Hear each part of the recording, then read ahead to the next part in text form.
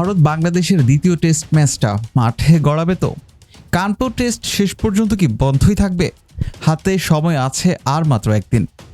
রোহিত শর্মার দলের বিপক্ষে টেস্ট নিয়ে বাংলাদেশকে হুমকি দিয়েছিল হিন্দু সম্প্রদায়ের সংগঠন হিন্দু মহাসভা। কানপুরে টেস্ট ও গোয়ালিয়রে প্রথম টি-20 বাতিলের কথা বলে আসছে তারা।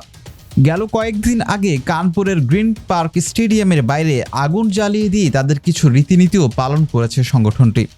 শুধু এই দুই ম্যাচই নয়, পুরো সিরিজই বাতিলের দাবি করেছিল সংগঠনটি, কিন্তু বিসিসিআই তাদের কথা কানেই নেননি, উল্টো ক্রিকেটারদের নিরাপত্তা বাড়িয়ে দিয়েছেন।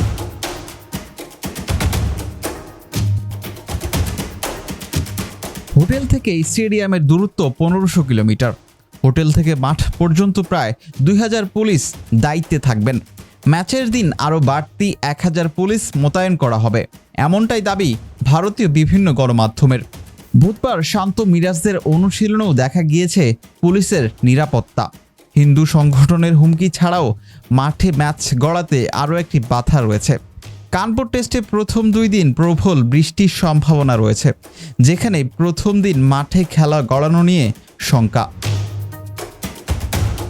নিরাপত্তা নিয়ে তেমন প্রশ্ন না থাকলেও বৃষ্টিতে ম্যাচ দেরিতে শুরু হতে পারে।